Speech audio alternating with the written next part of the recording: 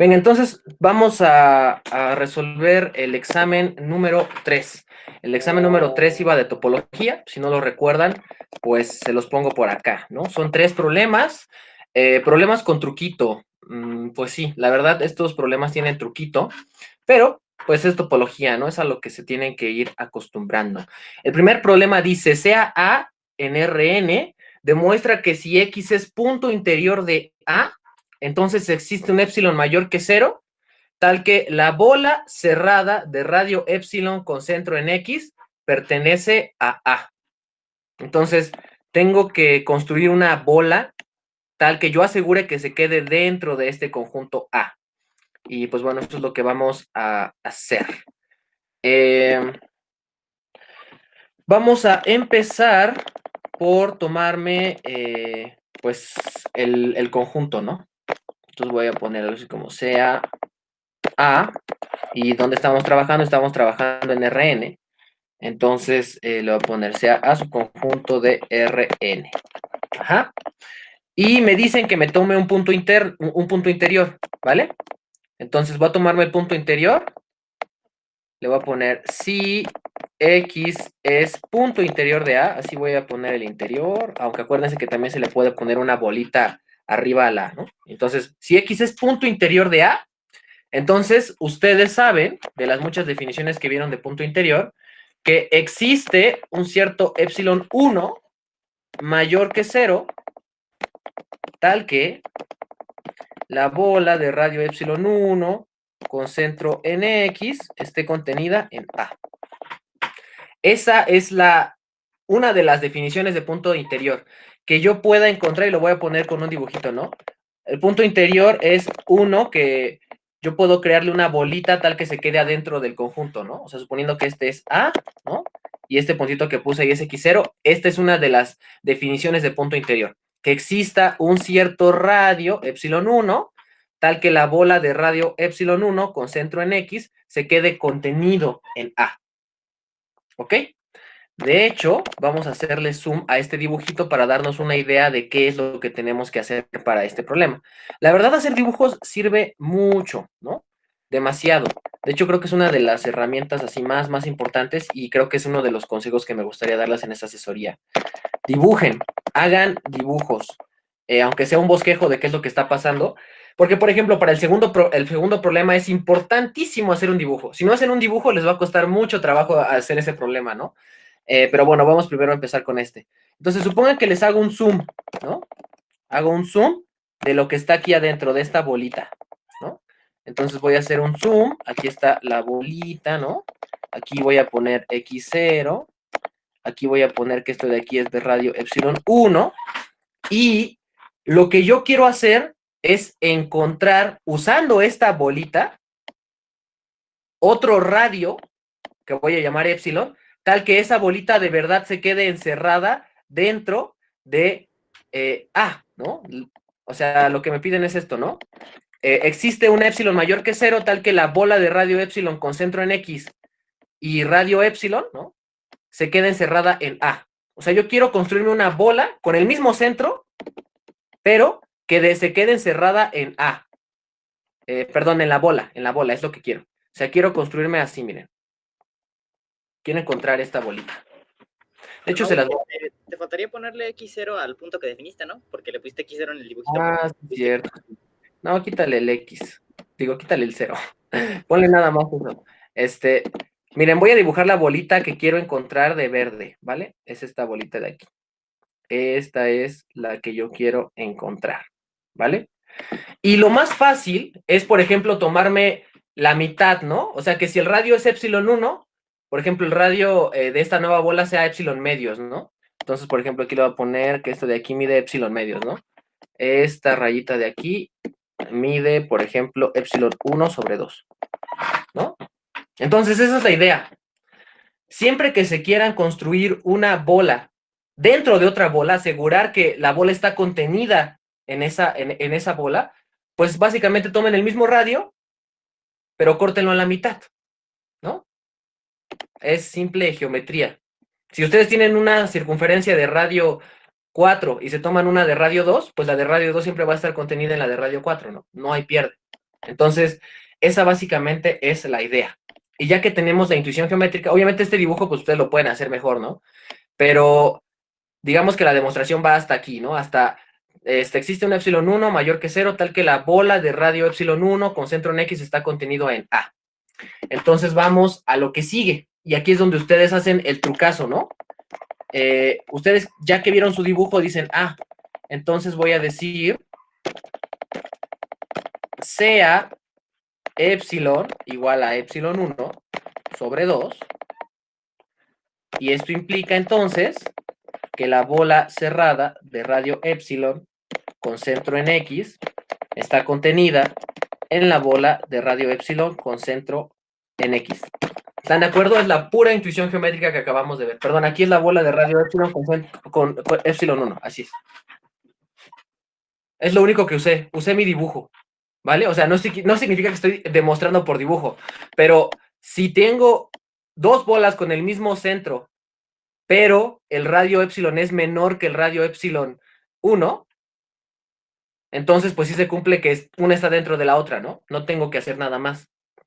Pero yo sé que esta bola de radio epsilon 1 con centro en X ya está contenida en A.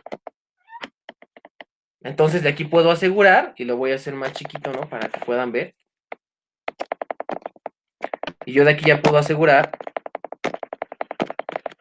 que entonces la bola cerrada de radio epsilon con centro en X está contenido en A, por transitividad de la contención. ¿Vale? Entonces vamos a leer otra vez el problema y vamos a ver si lo que hice estuvo bien. Sea A un subconjunto de Rn. Demuestra que si X es punto interior de A, entonces existe un epsilon mayor que 0, tal que la bola de radio epsilon con centro en X está contenido en A, ¿no? Y esa bola es una bola cerrada. Entonces, ¿qué es lo que hice? Bueno, dije, primero me voy a tomar el conjunto A de Rn arbitrario.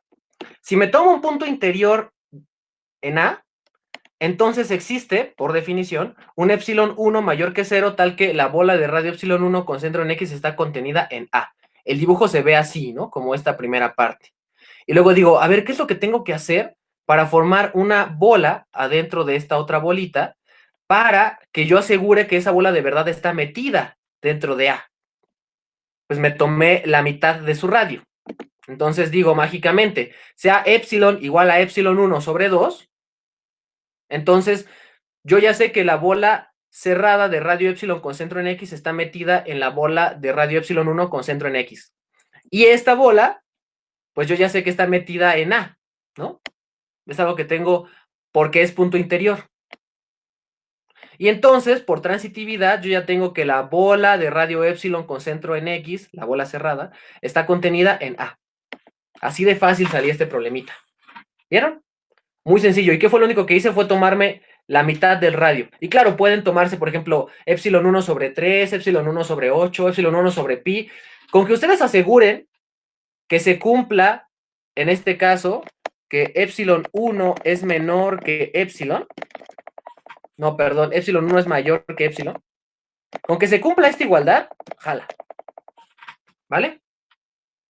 Entonces, pues bueno, ese fue básicamente el primer problema. ¿Hay alguna duda respecto a este problema? Salió muy rápido, ¿no? Si se dan cuenta, nada más tuvimos que hacer un dibujo.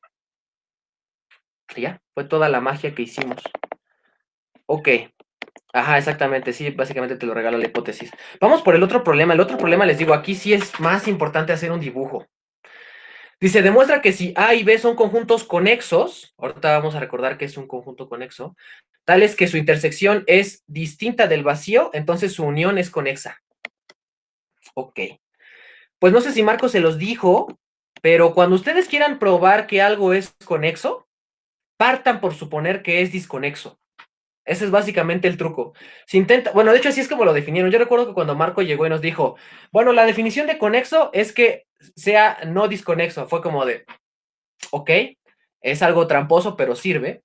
Y la definición que vieron a fondo fue la de disconexo, ¿no?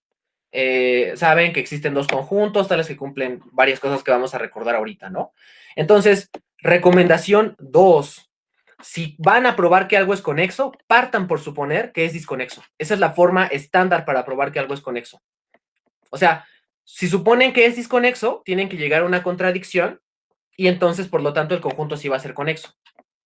Y en general las contradicciones no son tan rebuscadas, como que tienen una forma general. Siempre terminas demostrando que alguno de los conjuntos que supusiste que era conexo no lo es, ¿ok?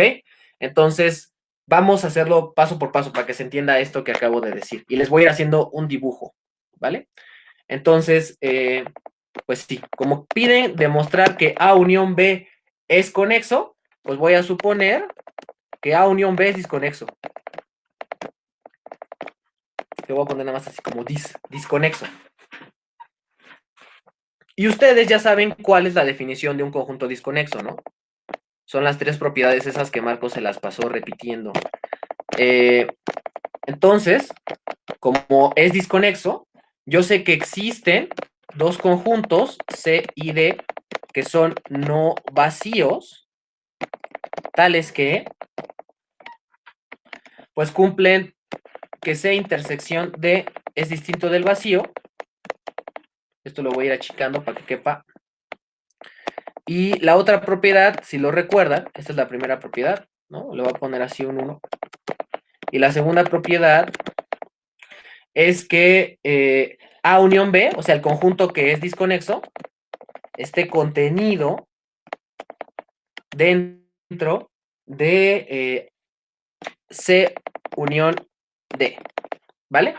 Hay otra, ¿no? Que dice que los tres tienen que ser par a par, su intersección debe ser una vacía, ¿no? O sea, la intersección de C con A y de D con A, o sea, como que todo esto debe de cumplirse, ¿no? Pero por ahora nada más voy a ocupar esas dos propiedades, ¿vale? Las primeras dos propiedades de que sea disconexo. Que su intersección sea no vacía y que A unión B esté contenido en C unión D, ¿vale? Son dos de las propiedades para que un conjunto sea disconexo. Esta es de la definición de disconexo, ¿vale? Yo sé que este A unión B contenido en C unión D se ve raro, pero aquí es donde voy a empezarles a hacer el dibujo para que se imaginen. De hecho, como dato curioso, este problema también vino cuando yo tomaba cálculo. O sea, el mismo problema, exactamente el mismo problema. Y por eso es que les digo que es buena idea que hagan un dibujo, ¿no? Entonces voy a hacer el dibujo, ¿vale? Voy a dibujar aquí A y voy a dibujar aquí B. Ok.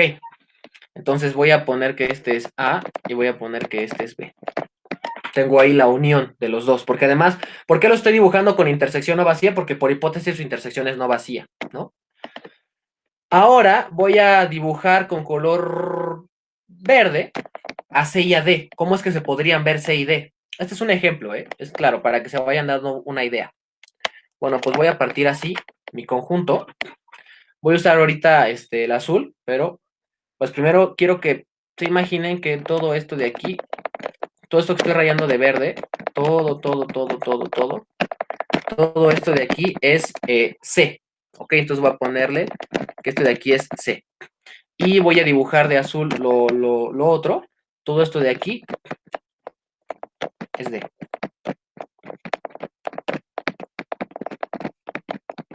Entonces todo esto de aquí es D. ¿Vale? Así es como se ve el dibujo. Si digo que esto de aquí es disconexo, entonces deben de existir dos conjuntos C y D, tales que su intersección sea no vacía. Aquí por eso estoy suponiendo que C, digámoslo así, es como que abarca de la mitad de esta de aquí hacia arriba y D abarca de la mitad para abajo, ¿no? O sea, no se tocan, ¿no? Aquí por ejemplo, se me fue una rayita azul, ¿no? Pero no se tocan estas dos zonas. Su intersección es, pues sí, su intersección es vacía. Y además se cumple que A unión B, o sea, todo esto de aquí que había marcado al inicio está contenido en la unión de C unión D, ¿vale? ¿Sí? Está raro, ¿no? Pero así pasa. Entonces, ¿qué es lo que voy a hacer ahora? Voy a volver a este dibujo ahorita, pero pues voy a ir avanzando en la demostración. Yo sé que D es no vacío, porque me dicen que existen C y D no vacíos, ¿no? Entonces yo sé que D es no vacío y me voy a aprovechar de eso. Como D es no vacío, entonces existe un punto en D, ¿no? Y esto es como de, bueno, pues sí, pues eso para qué le sirve, ¿no? Aquí también hay un trucazo, ¿no? No sé si ya conocían esta expresión de sin pérdida de generalidad. Suponga que Y está en B. Ok, aquí sé muchas cosas, vamos con calma. Como D es no vacío, existe un punto en D. Entonces voy a poner ese punto Y. Lo voy a poner de color morado, ¿vale? Lo voy a poner de color morado. Supongan que aquí está mi Y. Este de aquí ese punto es Y, ¿no? Y es más, ahorita le voy a poner así, no Y. Pusimos Ah, que dime. es disconexo, ¿no? Ujú. Entonces, la intersección de C y D es esa rayita verde. Ajá, sí, justo. Ok. Sí, es que aquí, pues, o sea, la verdad con el dibujo como que no se ve tan chido, ¿no? Pero pues sí, o sea, supongan que aquí como que se intersecta, ¿no? Les digo, igual, el dibujo como tal nada más les va a servir para guiarse. Lo que estamos dando es un argumento mucho más general, ¿no? Eso nada más es para que se den una idea, ¿no? Pero entonces me tomo un Y en D. Y, pues si se dan cuenta, D abarca tanto A como a B. O sea, como que abarca una parte de A, una parte de B y una parte de la intersección. Sin pérdida de generalidad, voy a suponer que este punto D, además de ser un punto de D, es un punto que está en B, ¿vale? Por eso es que estoy diciendo aquí. Como D es distinto del vacío, existe un Y que pertenece a D, sin pérdida de generalidad, suponga que Y es B. ¿A qué me refiero con sin pérdida de generalidad? Que yo me lo podría tomar en A y la demostración sale igual. Nada más tengo que invertir a lo mejor los nombres de los conjuntos, pero la demostración sale igual. Entonces, esa es otra recomendación. Siempre usen este de sin pérdida de generalidad con mucho cuidado. Solo se puede usar cuando tú estás seguro de que la demostración va a ser igual, sin importar si, por ejemplo, aquí me hubiera tomado el punto en A, ¿no? O en la intersección. O sea, en general no importa dónde yo me tome el punto Y. Lo importante es que sea también un punto de D, ¿ok? Por eso es que puse sin pérdida de generalidad, Y está en B. Y ya se los puse en el dibujo. Entonces, ¿se acuerdan que... no, bueno, antes de hacer esto, voy a suponer otra cosa. Como la intersección de A y B es vacía, perdón, es distinta del vacío, entonces existe un X que pertenece a A intersección B. ¿Verdad? Estoy usando nada más que no son vacíos para empezar a poner puntos, ¿no? De nuevo, sin pérdida de generalidad, supongan que X está en C. ¿A qué me refiero? ¿Qué estoy haciendo? Bueno, vamos a regresarnos al dibujo. La intersección es no vacía, ¿ok? Es decir, toda esta intersección que arribita se ve verde y abajo se ve azul es no vacía. Entonces, como es no vacía, hay un punto ahí. Pero si se dan cuenta, yo tengo dos opciones. Me lo puedo tomar en la parte de arriba, en la parte verde, o en la parte de abajo, en la parte azul. Entonces me lo voy a tomar de tal forma que quede en C, o sea, que quede en la parte verde, ¿vale? Entonces déjenme, lo voy a poner de color amarillo, ¿vale? Poner de color amarillo. Aquí está mi punto X, ¿no? Ahí, güey, salió muy grande. Y de hecho aquí ya estoy haciendo un rayadero, ¿no? Bueno, vamos a ponerlo más chiquito, ¿no? Lo voy a poner así y me lo tomo acá. Ahora salió muy pequeño. Chale. Y ahora va a salir muy grande ahora. No, ¿qué estoy haciendo? Una disculpa, pero soy algo torpe todavía para esto, ¿no? De poner puntos, ¿no? Ok, ahí está, dejen nada más borro el otro, ¿no? Ahí está, ahí está. Entonces, esto de aquí, este punto amarillo que acabo de poner, es al que yo le voy a llamar X. ¿Ok? Y es lo que hice en la demostración. Como la intersección es no vacía, debe de haber un punto aquí adentro. Sin pérdida de generalidad, voy a suponer que está del lado de C. Es parecido al argumento anterior, ¿no? Aquí abajo dije, como D es no vacío, entonces hay un punto en D. Supongan que está en B, ¿no? Entonces, esto es básicamente lo que estoy haciendo en la demostración. Espero y vaya quedando claro. Me tomé dos puntos en base a que esos conjuntos son no vacíos. Uno me lo tomé en D, del lado de B, y otro me lo tomé en la intersección, en la parte de C, en la parte superior en este dibujo, ¿no? Es lo único que he hecho. No he hecho casi nada. Entonces, ya tengo dos puntos ahí en mi dibujito. Bueno, pues ahora voy a seguir con la demostración. De hecho, ya estamos muy cerca de terminar la demostración. Por lo anterior, X pertenece a la intersección de C y B. ¿Sí?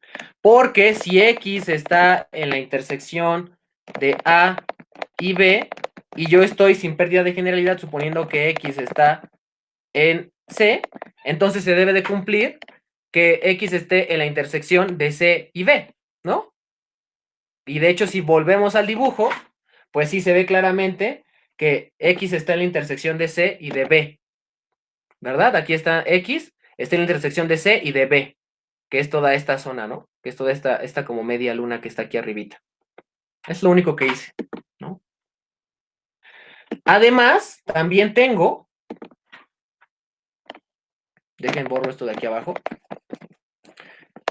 aquí voy a ponerle Y, tengo que Y está en la intersección de D con B. ¿Por qué se vale esto? Pues porque de entrada supuse que Y está en D y además, sin pérdida de generalidad, supuse que Y está en B, ¿no? O sea, pues aquí se ve más directo que definitivamente va a estar en la intersección. Vamos a volver al dibujo porque quiero que lo vean clarito, ¿no? En efecto, Y está en la intersección de B y D, ¿no? Entonces, fíjense, nada más me generé puntos de que eran no vacíos y estoy viendo dónde se intersectan. Básicamente no estoy haciendo nada, ¿no? Pero, ¿qué es esto o qué me implica esto de aquí arriba? Lo voy a subir un poquito. ¿Qué me implica esto de aquí arriba? Tengo que X está en la intersección de C con B y que Y está en la intersección de D con B. Eso implica que C intersección B es distinto del vacío y eso implica que D intersección B es distinto del vacío. Pues sí, ¿no? Porque si hay un punto viviendo ahí, aunque sea un solo punto, pues va a ser no vacío, ¿verdad? Pero esto de aquí significa que B es disconexo. ¿Ok? De hecho, aquí ya llegué a una contradicción. ¿Por qué? Porque estoy encontrando, ahorita sigo en la siguiente hoja, ¿no? Contradicción. Eso implica que existen C y D distintos del vacío, tales que, primero, C intersección D es distinto del vacío, ¿no? Esa es una cosa que pedí desde hace rato. El segundo punto es que B está contenido en C unión D, eso es verdad, ¿no? Incluso si quieren lo regresamos en el dibujo, B está contenido en la unión de C y D, ¿no? De hecho, pues sí, si la unión de A y B está contenida, pues B solito va a estar contenido, ¿verdad? Es algo que debería ser claro. Ay, aquí ya me pasé el dibujo. Ah, no es cierto, aquí está. Perdón. Entonces, ya lo único que nos quedaba para demostrar que B era disconexo era probar que pues justo se cumple esta intersección, que C intersección B es distinto del vacío y que D intersección B es distinto del vacío y por lo tanto acabo de demostrarles que B es disconexo. Pero si regresamos a las hipótesis, ustedes se van a dar cuenta de que B por hipótesis es conexo. ¿Se dan cuenta que acabo de contradecir, no? Y todo esto fue a raíz de que supuse que A unión B es disconexo, ¿no? Aquí voy a ponerle I3. Pues si no, esta propiedad de, ay, perdón, aquí no va A. Aquí es C intersección B es distinto del vacío. Y esto de aquí es D intersección B. ¿Ok? Y todo esto de aquí significa que B es disconexo. Dos de las hipótesis ya las tenía, como ahí implícitamente, y ahorita nada más me centré en probar la tercera propiedad. Esto implica que B es disconexo. Y esto es una contradicción, porque yo supuse desde el inicio que B era un conjunto conexo. Entonces, ¿cuál es la conclusión? Si supuse que A unión B es disconexo y estoy llegando a una contradicción, pues por lo tanto, esto implica que A unión B es conexo. Y acabamos. ¿Vale? ¿Se dieron cuenta del poder del dibujito? El dibujito nos ayudó a no atorarnos y a darnos cuenta de las intersecciones, ¿no? Porque aparecía en el conjunto A, B, C y D. Y nos pudimos hacer bolas entre tanto conjunto. Pero si hacemos el dibujito, nos podemos dar una idea de qué es lo que va pasando. y podemos ir viendo, por ejemplo, que uno de los conjuntos era disconexo. ¿Qué hubiera pasado si nos hubiéramos tomado el punto sin pérdida de generalidad en A, perdón? Pues hubiera resultado que A es disconexo. Y entonces de nuevo se llega a una contradicción, ¿no? Entonces, en general, esos son como los dos consejos que me gustaría darles aquí. Primero, hagan dibujos, porque los dibujos les pueden dar una idea de cómo ir haciendo la demostración. Y dos, o si su demostración va bien, ¿no? Y dos, pues también acostúmbrense a todo este rollo de, pues de la contradicción en general, ¿no? O sea, aquí queríamos probar que era conexo, supongan que es disconexo. Ese es el trucazo siempre, es la demostración estándar para probar que algo es conexo. Entonces, si en su reposición les piden demostrar que algo es conexo, supongan que es disconexo, lleguen a una contradicción y pues con eso va a bastar, ¿no? Amaury, yo tengo una duda. O sea, sí entendí por qué hiciste, bueno, que llegaste al inciso 1 y 2, pero no entendí por qué el inciso 3. Ok, vamos a repetirlo rápido, ¿no? De hecho, justo todo esto que hice es básicamente llegar al inciso 3, ¿no? Vamos desde el inicio. Entonces, yo sé que como A unión B es disconexo, o sea, estoy suponiendo que es disconexo, existen dos conjuntos, C y D, tales que su intersección es no vacía y A unión B está contenido en C unión D. O sea, esas dos hipótesis son las que voy a usar ahorita, ¿no? Es de la definición de disconexo. Entonces, como D es no vacío, o sea, yo sé que existen conjuntos no vacíos, entonces como D es no vacío, existe un punto en D, que voy a llamar Y. Y voy a suponer sin pérdida de generalidad que Y está en B. ¿Puedo hacer eso? Pues sí, ¿no? Estoy suponiendo que existe un Y en D y que además está del lado, por decirlo así, está del lado de B. Está en esta parte. Por eso estoy suponiendo sin pérdida de generalidad. Pude también tomármelo en A, ¿no? Por ejemplo. Pero, pues para hacer las cosas más fáciles, sin pérdida de generalidad, me lo tomo en B. Venga. ¿Qué otra cosa sé que no es vacía? Yo sé que no es vacía la intersección entre A y B. Entonces debe de haber un punto ahí dentro, ¿no? Sin pérdida de generalidad, voy a suponer que además de que existe ese punto ahí, este punto esté en C. ¿Puedo hacer eso? Pues sí. Entonces la intersección es no vacía, me tomo un punto X en la intersección y voy a suponer que está del lado de C, o sea que está en el lado verde. Entonces, ahorita básicamente eso fue lo único que hice, tomarme dos puntos, ¿no? Ahora vamos a ver qué otras cosas cumplen estos puntos. Bueno, el punto X, por ejemplo, cumple estar en la intersección de C y de B. ¿Por qué? Porque yo sé que X de un inicio está en A intersección B y además supuse, sin pérdida de generalidad, que X estaba en C. Entonces, si está en la intersección, está en B. Y como además está en C, entonces está en la intersección de C y B. Fin, ¿no? Por eso es que se vale que X esté en la intersección de C y de B. Vamos a lo otro. Y, yo sé por hipótesis que está en D, ¿no? O sea, porque ahí fue donde dije, no es vacío, entonces ahí me lo tomo. Y sin pérdida de generalidad estoy suponiendo que Y está en B, ¿no? Y por lo tanto, si está en los dos, está en la intersección. Esto de aquí, de hecho, se ve de los dibujos. Mira, o sea, obviamente no van a decir se ve del dibujo, ¿no? Pero, pues el dibujo como tal es para que se den una idea de que esas intersecciones se valen, ¿no? Es más, vamos a regresar y mira, se vale que X está en la intersección de C y de B. Pues si no, B es toda esta cosa, C es la parte verde, entonces sí, X está en la intersección de C y de B. Y Y está en la intersección de D y de B. Pues sí, Y está aquí abajito en la parte azul y también está del lado de B. Entonces, por eso se vale que Y está en la intersección de B y de D.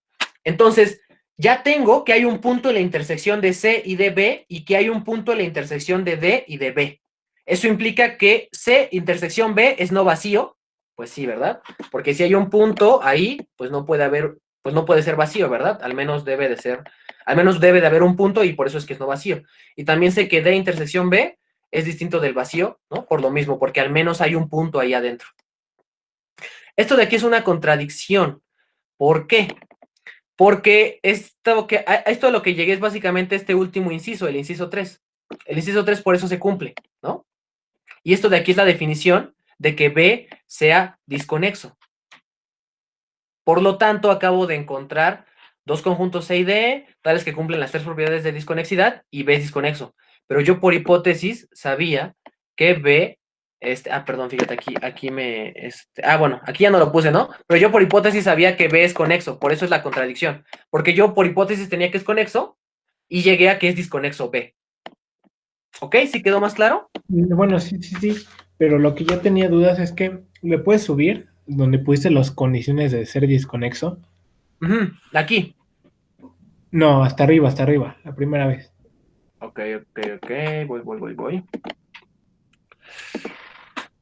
Creo que hubiera sido más fácil ir hacia el otro lado, ¿no? Si ya estaba en la 10, bueno, no importa, ahorita le bajo. Creo que es por acá. Ah, sí. Es que a mí lo que me confundió es que aquí hay dos propiedades y tú demostraste una tercera, por eso me confundí. Es que yo, digámoslo así, esa es mi hipótesis como fuerte, ¿no? Que A unión B es disconexo. Yo estoy partiendo por eso. Y de hecho aquí, lo dije desde un inicio, aquí hay tres condiciones, pero yo nada más voy a usar estas dos para hacer el show, ¿no? La tercera me sobra, la tercera no la voy a tomar en cuenta, ¿no? Ok, Por eso es que nada más me tomé esas dos condiciones. la tercera es la que ya habías escrito hasta el final. Ok, Exacto. Ajá. Ahí sí fue necesario poner las tres, porque estoy demostrando que B es disconexo. Aquí esto lo estoy tomando por hipótesis. Cuando yo tengo una hipótesis, y eso lo van a ver, por ejemplo, cuando vean teorema de la función implícita, teorema pues sí, todos esos teoremas de diferenciabilidad que van a ver, supongo que hasta cálculo 4, porque ahorita no va a dar tiempo. Esos teoremas son de que tienen un montón de hipótesis, pero muchas hipótesis. Entonces, si tú tienes que ese teorema se cumple o te dicen se cumple tal teorema, el de la función inversa o de la función implícita, entonces tú puedes tomarte cualquiera de las hipótesis que se cumplen, ¿no? Si ya sabes que se cumple el teorema, se cumplen todas las hipótesis. Y si tú nada más necesitas una o dos o tres hipótesis de todas las que hay, pues te las tomas. No es como que tengas que tomarte todo para hacer la demostración, ¿no?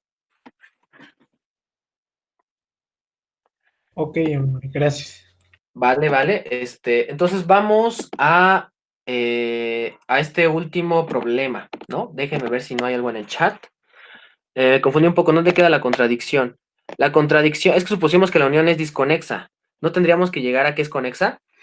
No. De hecho, aguas. Eso que estás haciendo se llama contrapuesta. Hay todo un problema entre si el teorema de contrapuesta es equivalente a la contradicción. O sea, lo que te dice la contradicción es supón que no y llega a alguna contradicción. O sea, nunca te dice a cuál vas a llegar. Solo sabes que si llegas, por ejemplo, a que 1 es igual a 0, pues ya no se cumple, ¿no? De eso se trata la contradicción. Es un salto de fe. Tú dices, voy a suponer que no se cumple y voy a llegar a algo que pues me va a sonar raro, que no, que de verdad estoy suponiendo mal, ¿no?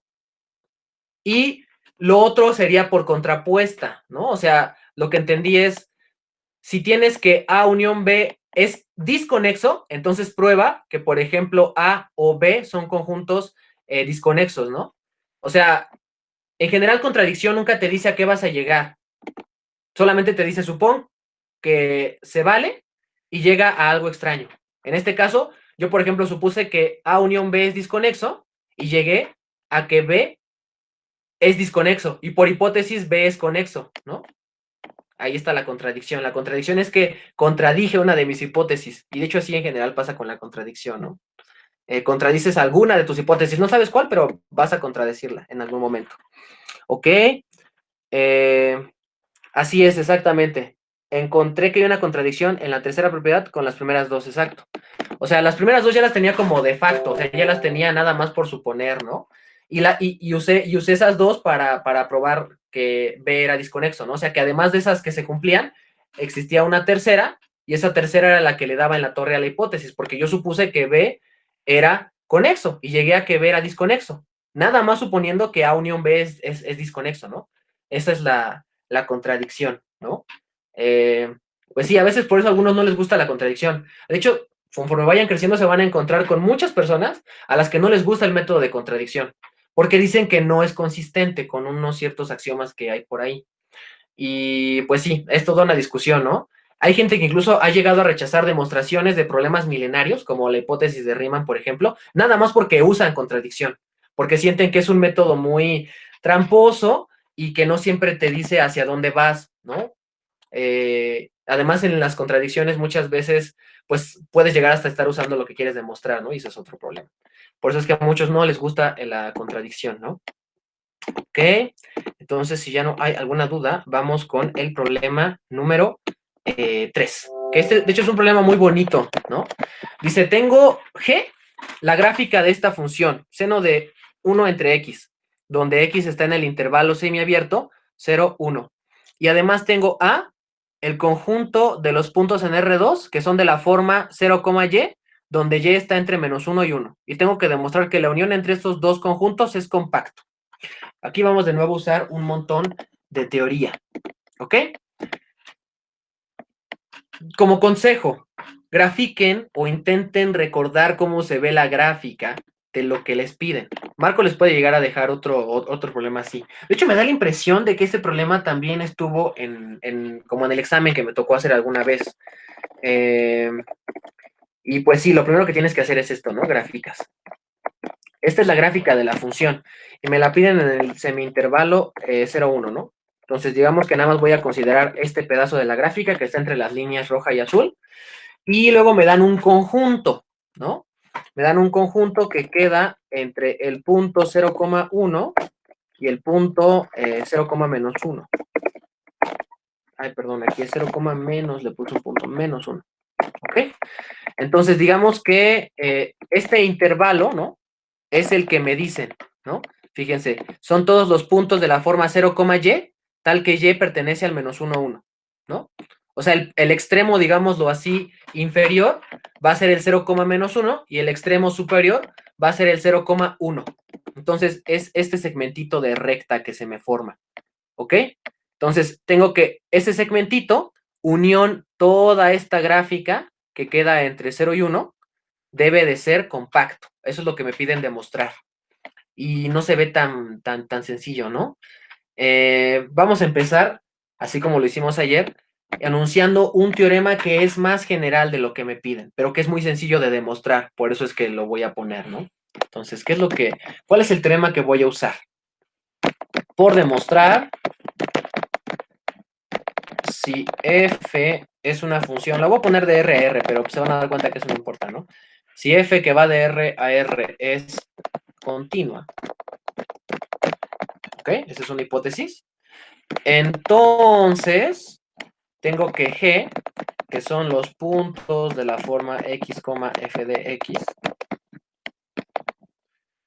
tal que X pertenece a R, ¿no? O sea, esto es general, si se dan cuenta me estoy tomando cualquier función continua, ¿no? O sea, no es necesario que me la tome de una cierta forma, no estoy diciendo nada sobre seno de 1 entre X, es cualquier función, ¿no? Entonces, si tomo una función continua, entonces la gráfica de la función, que es este conjunto, es cerrado. Es lo que voy a demostrar.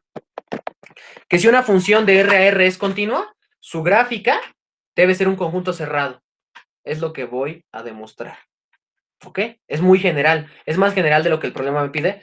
Pero si yo lo demuestro, por automático tengo que G va a ser cerrado, ¿no? Y de hecho, si se dan cuenta, ver que A es cerrado no es tan difícil porque es un intervalo, básicamente.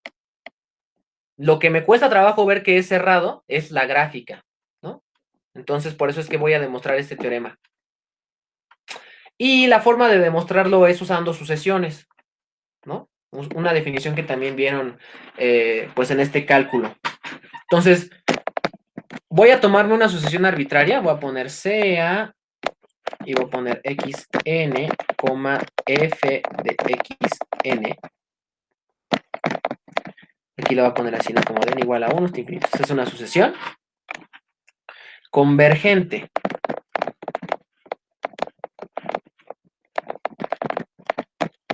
En G. Acuérdense, si yo quiero probar que un conjunto es cerrado, puedo tomarme una sucesión de puntos, ¿no? Y ver que el límite se queda ahí. Ah, no, bueno, aquí sería mejor. voy a tomar mejor una, no, perdón, lo dije mal. Sea xn, f de xn sucesión, le voy a poner aquí sucesión, en la gráfica. Entonces, si yo quiero probar que un conjunto es cerrado, me tomo una sucesión ahí y veo que converge ahí. ¿Ok? Entonces, me estoy tomando una sucesión de puntos arbitrarias, cualquier sucesión, en la gráfica. Por eso es que tiene esta forma, xn, f de xn, ¿no? Entonces, ya que me tomé la sucesión, yo sé que la sucesión va a converger a un cierto punto, todavía no he dicho nada sobre ese punto, ¿no? Y ese punto va a ser de la forma x, y, ¿no? O sea, sé que va a converger, pero no sé en dónde. Ahorita voy a ver si converge en G o no. Entonces, ¿qué fue lo que hice hasta ahorita? Quiero probar que G es cerrado. Me voy a tomar una sucesión de puntos sobre la gráfica y voy a demostrar que converge en la gráfica, ¿no? Y yo sé que converge a un cierto punto arbitrario x, y. Entonces, ustedes ya saben por el teorema puente, ese es otro teorema muy importante que deben de repasar, por el teorema puente se vale que la sucesión de la primera entrada converge a x, ¿no? Entrada, converge límite. Eso es lo que les dice el teorema puente, ¿no? Y el teorema puente sirve para muchas cosas, ¿no? Así fue como están probando las propiedades de derivada, ¿no? Que están bien. Y además, yo sé que la sucesión, que voy a poner f de xn, pues debe de converger al punto y, ¿no? Entrada debe de converger cada una de estas sucesiones. Pero yo también sé, como f es continua, aquí voy a ponerle f continua, ¿no? Que esta cosa de aquí debe de converger a f de x. ¿Sí? Porque f es continua. Y ustedes saben que las funciones continuas convergen a f evaluado en la función. En este caso, f de x. Y como el límite es único, se tiene que estos dos valores son iguales, ¿no? Bueno, o sea, si quieren lo pongo mejor así, ¿no? Lo voy a poner así. Eso implica que y es igual a f de x. Entonces, me cae que el punto sí está en la gráfica, ¿no? Porque el punto es de la forma x, f de x. Esto implica que x, y, que es igual a x, f de x, está en la gráfica. ¿Por qué? Porque cumple la definición de estar en la gráfica. Son puntos de la forma x, f de x. Por lo tanto, esta sucesión xn, f de xn, converge en G. Y por lo tanto G es cerrado, ¿no? Porque me tomó una sucesión en el conjunto y acabo de demostrar que converge ahí, ahí dentro, ¿no? Entonces eso fue básicamente lo que hice. No hice nada más, ¿no? Entonces le voy a poner aquí. Eso implica que G es cerrado. Vale. Tomé una sucesión arbitraria en la gráfica de G que convergiera a un cierto punto y luego demostré, usando la continuidad de F, que ese punto está dentro de la gráfica y por lo tanto G es cerrado, porque ustedes saben que todo conjunto cerrado cumple, un conjunto es cerrado si toda sucesión en el conjunto converge dentro del conjunto, ¿no? Fue lo que hice, me tomé una sucesión arbitraria y vi que convergía ahí, ¿no? Entonces esto de aquí ya quedó. Ya sé que G es cerrado. Y de hecho, puedo ponerle aquí, ¿no? En particular, ¿sí está grabando todavía? Ok, perdón. Amaury, tengo una duda ahí. Uh-huh. ¿Puedes regresarte un poquito en la diapositiva? Donde dices que F es continua. Creo que es en esta que viene. Aquí. Sí, ahí no sería que el límite sería F de xn. No, o sea, f de xn como tal es como un elemento de la sucesión, ¿no? Mira, a lo mejor y queda más claro con un ejemplo, ¿no? Por ejemplo, supongo que yo me tomo los puntos de la forma e a la 1 entre n. Esta supongo que es mi f de xn, ¿no?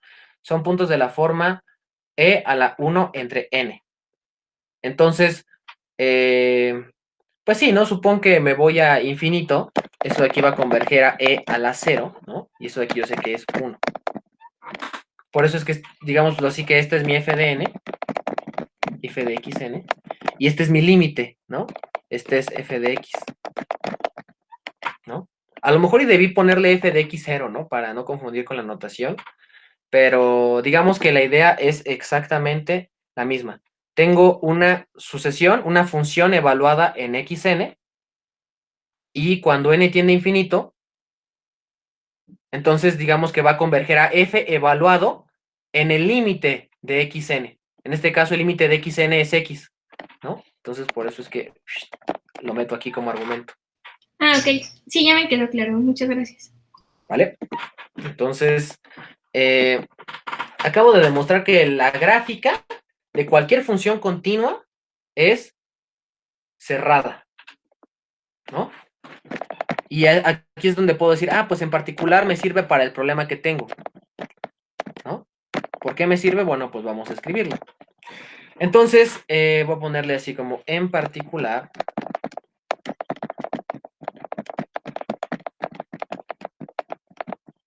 G, que es el conjunto de puntos x, seno de 1 entre x, y que me van a decir, oye, pero esa función no, ¿sí era continua? Y yo les diría, bueno, depende del intervalo donde la tomes, ¿no? Esta gráfica, tal que x pertenece, y aquí está la magia, al 0, 1, así es como me la dan, ¿no? Ellos se dan cuenta que así es como me la dan, ¿no? En el 0, 1. En este intervalo, o sea, si le quitamos el 0, si le quitamos esa singularidad a seno de 1 entre x, seno de 1 entre x es continua, ¿no?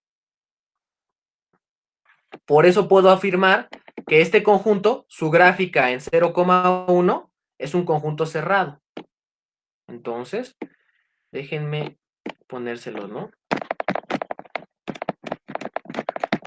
G es cerrado. Y la idea fue parecida a la de ayer. Usé un teorema general y lo apliqué a mi caso particular, ¿no? Y de hecho el teorema general no fue difícil de demostrar. Usé solamente la continuidad de la función. Aquí en ninguna parte me dicen que la función es continua, pero, pues por eso es que tienen que tener intuición geométrica, ¿no? Pues en general cualquier gráfica de función continua, pues sí, parece cerrado, ¿no? Porque si se dan cuenta, ¿cuál sería la frontera de la gráfica de una función? Pues sería como ella misma, ¿no? Entonces ya cumple que contiene a su frontera y por lo tanto debe ser un conjunto cerrado. Si es continua, si es discontinuo, tienen cosas tipo Dirichlet, pues a lo mejor ahí ya no, quién sabe qué pase, ¿no? Pero al menos si es continua, pues jala. Por eso es que de ahí viene el por qué es bonito y probar este teorema. Entonces, A ver, ¿puedes repetir lo último? vale. Hay que tener buena intuición geométrica. ¿Por qué? Porque si ustedes dicen, bueno, pero a mí cómo se me iba a ocurrir que tengo que probar que para toda función continua se tiene que cumplir eso de ahí. Bueno, pero pues es que imagínate, si tú tienes una función, tienes ahí el eje, ¿no? Y tomas la gráfica de una función, pero esa función es continua, no importa qué es lo que haga, es continua. Intuitivamente, ¿cuál es la frontera de, por ejemplo, esta gráfica? Pues la frontera de esta gráfica deberían ser los mismos puntos de la gráfica, ¿no? Esa es la idea. La frontera de este dibujo, de cualquier gráfica de función continua, son los puntos de la misma gráfica. Y ustedes saben que un conjunto es cerrado si solo si contiene a su frontera, ¿no? Entonces es como si su frontera fuera la misma gráfica y por lo tanto eso les dice, intuitivamente tienes que, para cualquier función continua, se debe de cumplir que la gráfica sea un conjunto cerrado. ¿Quién sabe para otras funciones, por ejemplo, tipo Dirichlet, o si tienen discontinuidades puntuales, o si tienen discontinuidades de oscilación? ¿Quién sabe qué pasa por esas funciones?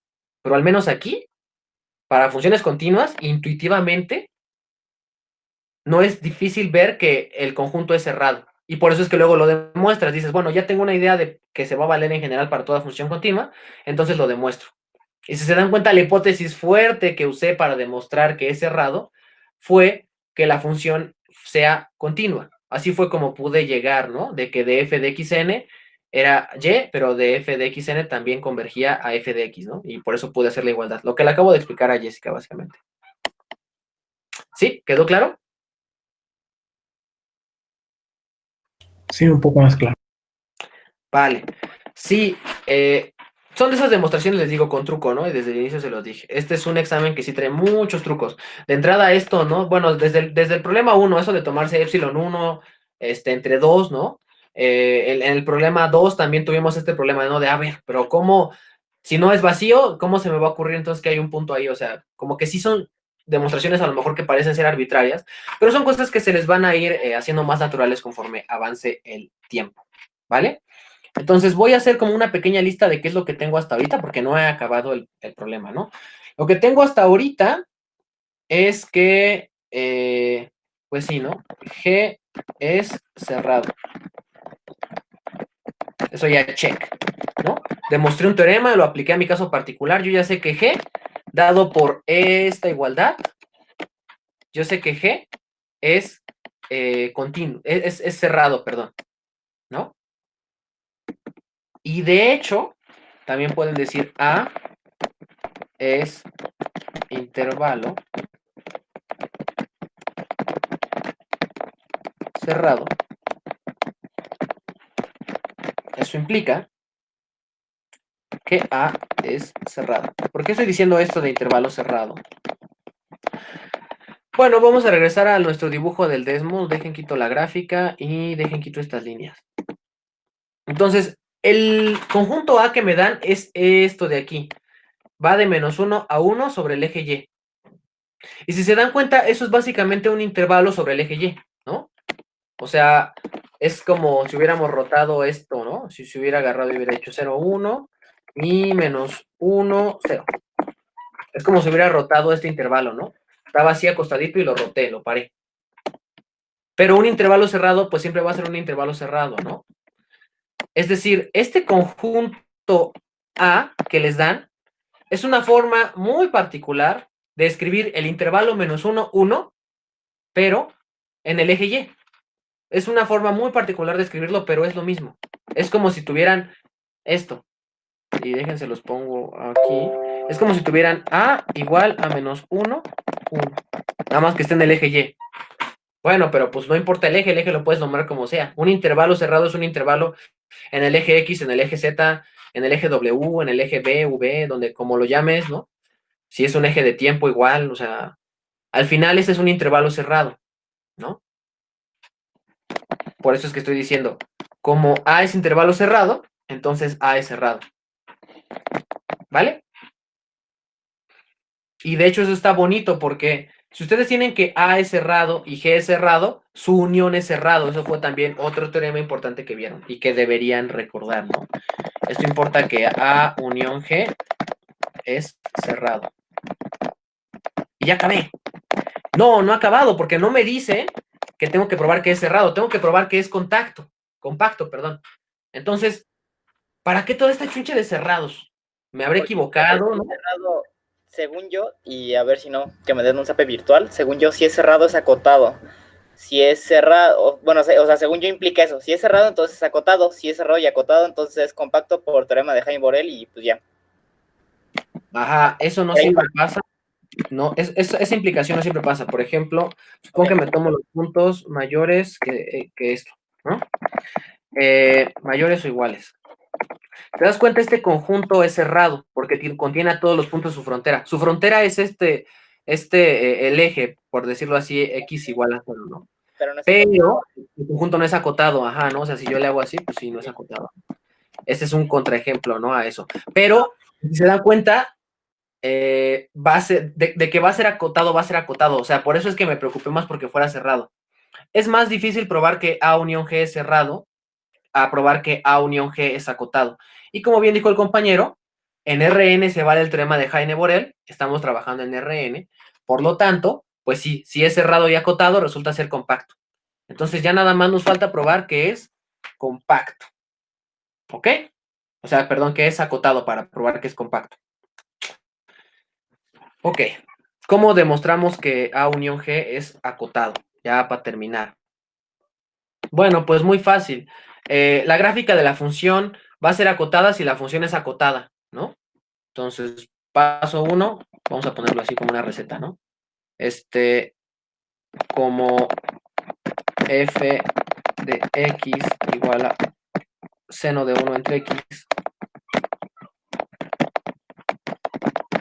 Y esto de nuevo es de cálculo 1, ¿no? Es acotada. Y aquí voy a especificar el intervalo, pero es acotada en todo el dominio, ¿no? O sea, que hay una singularidad ahí en el 0, no importa, ¿no? La función es acotada, ¿no? Tiene un rango de -1 a 1. Entonces, la función es acotada, pues eso implica que su gráfica va a ser acotada, ¿no? No hay más. ¿Y qué pasa respecto al intervalo? Pues igual, ¿no? El intervalo, paso 2 lo voy a poner, ¿no? A es acotado, pues existe, por ejemplo, una bola de radio 2 con centro en 0, 0, tal que... bueno, existe la bola. Bueno, mejor esto lo quito porque suena raro, suena muy antinatural.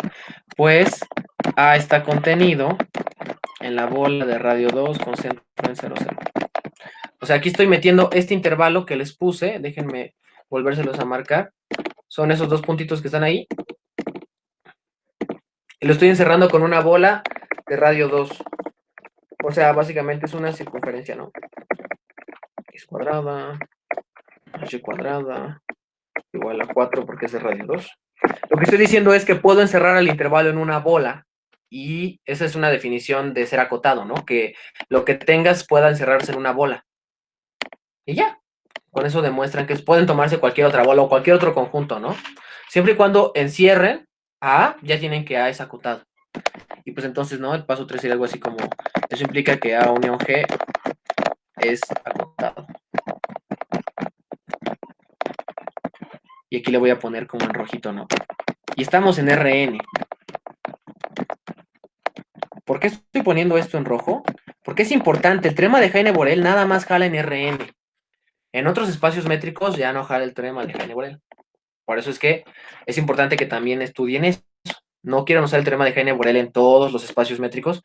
Solo jala para Rn y sus conjuntos isomorfos, ¿no? Homeomorfos. Nada más jala para eso. De ahí en fuera, no. Entonces, por teorema de Heine-Borel, que voy a poner así como HB, si A unión G es cerrado y acotado, entonces se tiene automáticamente que A unión G es compacto. Entonces aquí el hint es, para probar que algo es compacto en Rn, no usen esas barbaridades o sea, porque también se puede probar, ¿no? Que para toda cubierta abierta existe una subcubierta finita. Se van a tardar infinidad haciendo eso. No es buena idea. Si están en Rn, redúzcanse a probar que es cerrado y acotado. Si no están en Rn, pues a lo mejor sí van a tener que usar lo de las subcubiertas y todo eso. Mientras tanto, no. ¿Ok? ¿Alguna duda? ¿Algo? La bola tiene que ser cerrada o abierta, como sea justo, ¿no? Lo importante es que esté contenido, o sea, que esté contenido en una bola. Igual si, por ejemplo, quieren probar de otra forma lo de la gráfica, pues igual encierran la gráfica en una bola y ya, no pasa nada, ¿no? Pero con que digan que la función es acotada, su gráfica es acotada, ¿no? Entonces, pues sí, se ve fácil, pero justo, ¿no? El problema es eso. Voy a dejar de grabar y, pues bueno, eso fue básicamente todo.